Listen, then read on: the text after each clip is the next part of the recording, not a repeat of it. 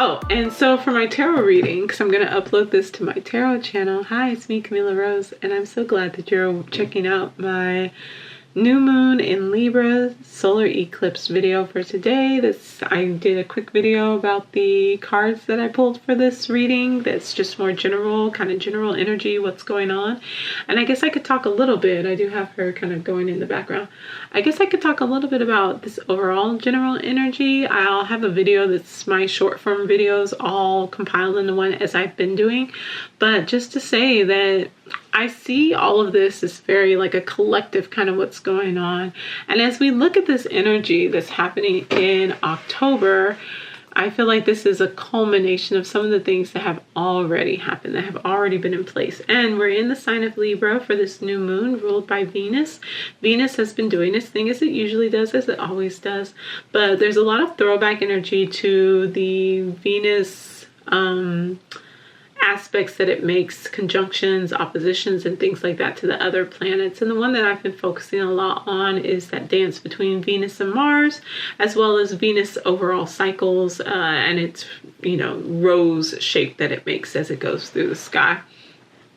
But we have this new moon in Libra, and that new moon in Libra is really taking a look at this newness of how we understand and look at our relationships, how we look at our connections, but more so not just relationships and connections, but the things that we create some type of contract, like an official way of socially understanding that there is a connection between us and the other, right?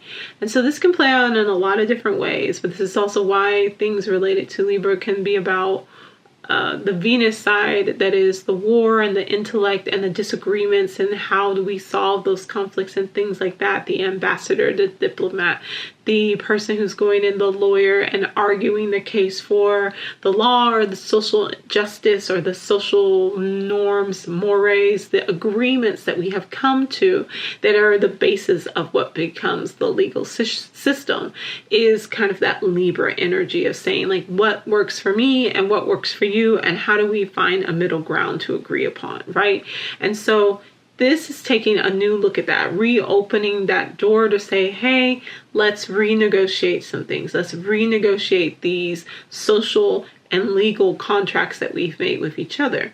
And so if you've been doing some of the internal work that's been happening over the last year, because it's South Node in Libra, so this is not necessarily a space where we're supposed to be moving into this energy. We're supposed to be taking those lessons we've already learned from here and putting those into practice, which means roughly probably about 6 years ago, we would have had the North Node in Libra. We would have had that switch off 6-7 years, maybe a little bit more. I haven't actually looked to see when the last time the North Node was in Libra. So the last time that the North Node was in Libra was February 19th, 2014 through November 11th, 2015.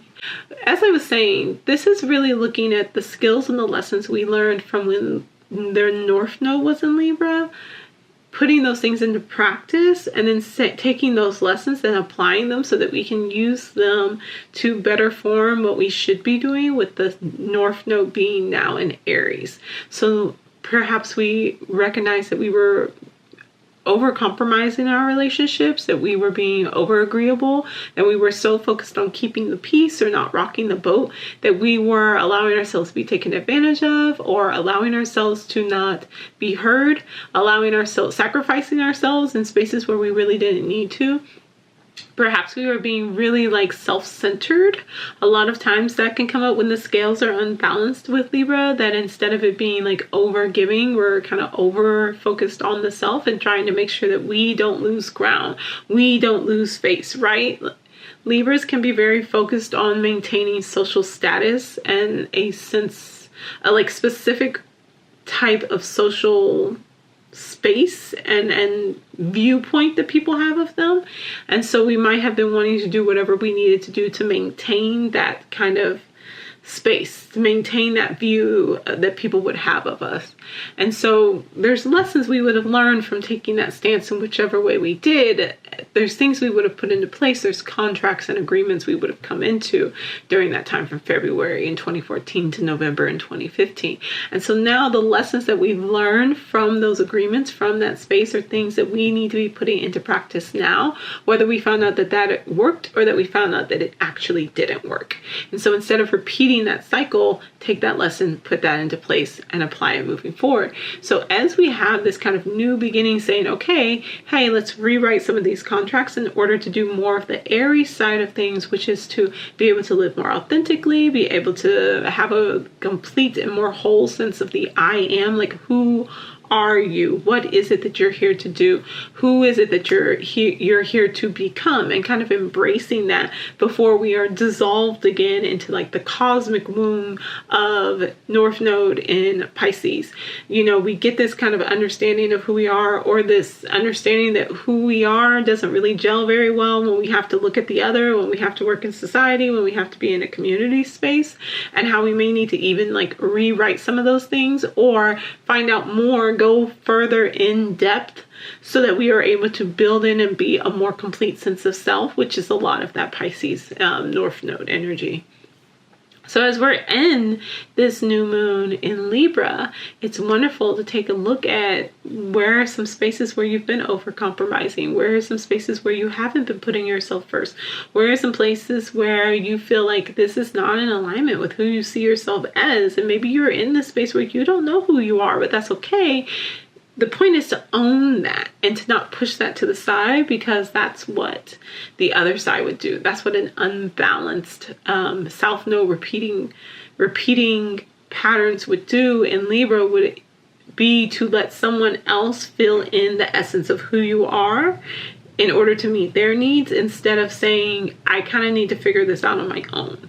And I need to be able to walk this path on my own. Even if it does mean that I have to spend another maybe year and a half with this North Node in Pisces, figuring out what that looks like for me. Figuring out what my talents are. Figuring out what my gifts are. Figuring out what those big lessons were that I've been learning through this whole pattern, through this living my life, right? And so with that, we have Venus that's over in Scorpio right now. We have a lot of things going on with Mars. And like I said, I've been taking a deep, intense look at that Mars-Venus relationship and how they go back and forth. And I've talked quite a bit about, and I'll continue to talk about, because I do have the Mars Intensive. Go join the workshop, go grab the PDF so that you can be familiar and be ready, because on the 6th, we have 4 days.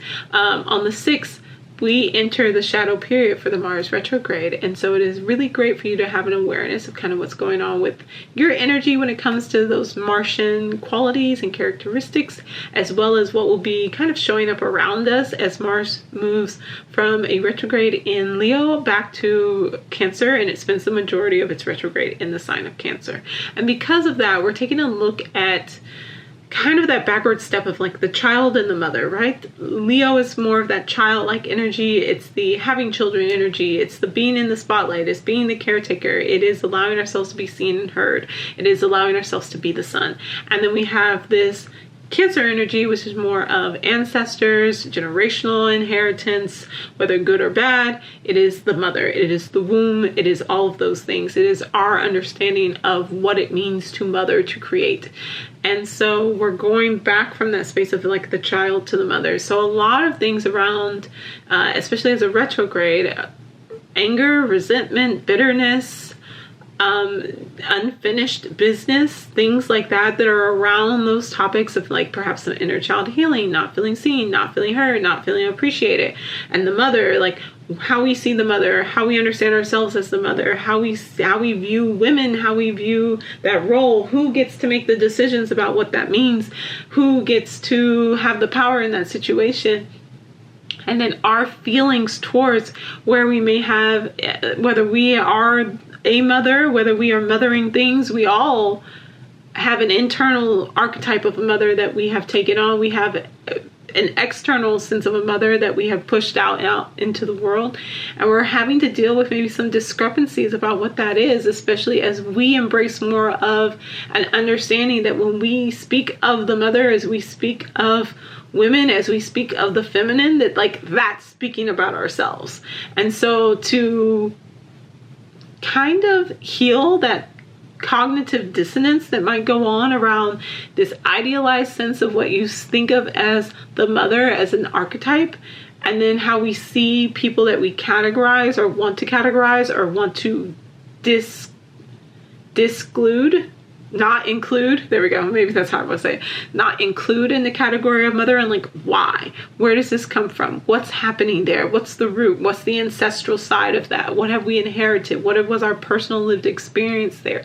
Where is this coming from? And the feelings that go along with that, whether they are feelings of like love and joy and happiness and all those things, or whether they are those feelings of bitterness and unhappiness and perhaps some resentment that is going on with this idea of the mother. Like a healing has to happen there in order for that more Mars and Leo energy, which should be us feeling very vibrant, feeling very alive, kind of going out and exploring and seeing the world around us in order to figure out who we are and to allow our inner child to live and thrive. It's saying that right now we kind of have to do some healing around that mother space, and in turn, like in the scene, kind of in the background, the opposition of what we'll be experiencing, that Mars retrograde will be Capricorn, which is the father, which is Saturn. So there's going to be some of that like lingering in the background, but it won't be the focus before we move towards a Venus retrograde in Aries going back to Pisces. So we're having two of these fire water relationship things going on. Leo the child going back to Cancer the mother, and Aries kind of the warrior, the birthing energy, the bursting forth energy, the emperor energy going back to Pisces, which I always see as like the cosmic mother. This is the like overall overarching. We have like the more personal idea of the mother that can be like ours here in the material physical realm, the archetype of the mother that we are looking for around us. And then we have this idea of like this ethereal creator mother energy, like the space where new things deeply outside of ourselves, that's like on a cosmic macro level of the mother. And that's that Pisces pool, that womb of just like dissolving and being able to recreate because of all the lessons and the things that we've learned in the process. And so we have two of these things kind of working themselves out around the same time. We have the Mars retrograde that starts December 6th, and then we have the Venus retrograde that starts sometime in January. I think it's January 14th maybe, but I feel like they maybe don't overlap that much. Okay, so the Venus retrograde, it starts in March. Okay, it's March 2nd. Okay, March 2nd is the Venus retrograde, and December 6th is the Mars retrograde. But there's a very slight overlap in January when we have Mars still in retrograde, but we had the Venus retrograde shadow period beginning on January 28th in 24 degrees Pisces, but Venus actually goes retrograde March 2nd at 10 degrees of Aries. So it's Aries back to Pisces, and it's Leo back to Cancer, which means that all of the water signs and all of the fire signs are being impacted by this, and then therefore that will impact all of the other signs, because we're pretty much hitting up all the other signs in the charts, because we might have I was gonna say, does anybody like not really hit anything? But I don't think that's gonna happen. When you have Leo and Cancer, then that means you're so oppositional for the Cancer will be Capricorn. All of our cardinal signs will be impacted. All of our fixed signs will be impacted because it's fixed fire and cardinal water with Leo and Cancer. And then we have Aries and Pisces, and so all of our cardinal signs will be impacted, and then all of our mutable signs will be impacted. So everybody's going to get a little bit of everything as Mars and Venus do their dance around each other, and so this is leading up to another July 23rd. We have a square Mars in Virgo, square Venus in Gemini. We have I think you usually have one or two squares a year, preparing and getting that energy ready. There's been a lot going on in Leo and Aquarius. There's been a lot going on around this idea of healing, this space of allowing ourselves to be seen, feeling heard, and feeling appreciated, and then being able to tap into and understand our gifts and bring those gifts back to help the collective.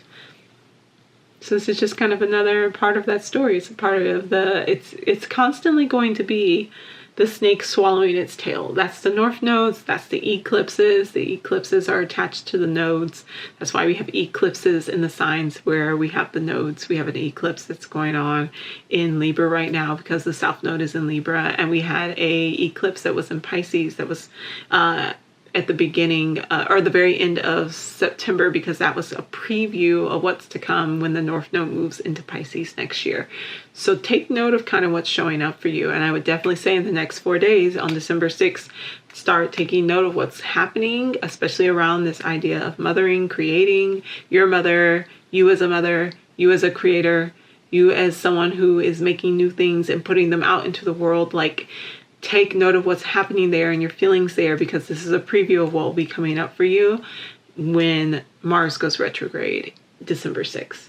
And then after that, shortly after that, in January of 2025, we'll be wanting to take note of what's going on for us starting January 28th, because that will be the Venus shadow period. So there's this little bit, like I mentioned, of an overlap.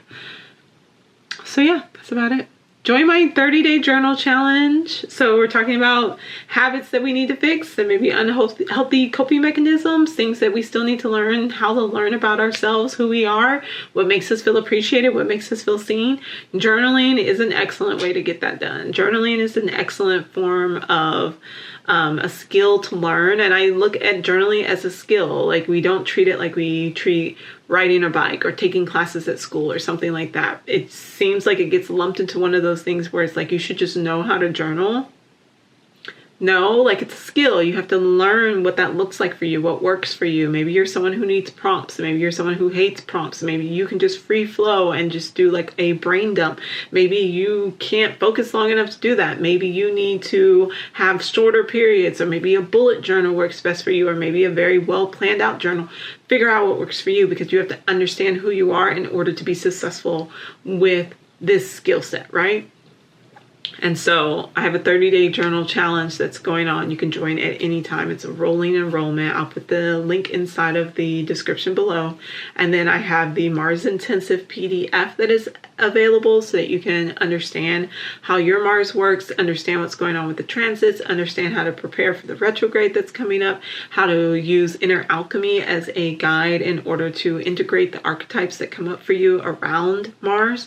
And then I will have the Mars Intensive Workshop starting December 6th, which is going to be during the Mars retrograde shadow, so that we can dive in depth and look at what goes on with the retrograde, the archetypes that come up, the stories that come up, look and compare our charts. So bring your actual chart to the workshop. We're going to go and look at the house, look at how it interacts with some of your other aspects, look at the story of what is your Mars and what's the story that may be coming up for you during this period and around this healing, especially with Mars being in Cancer, Mars being in Leo, and the other planets and where they are, and your personal natal chart. We're going to do all of that in this workshop.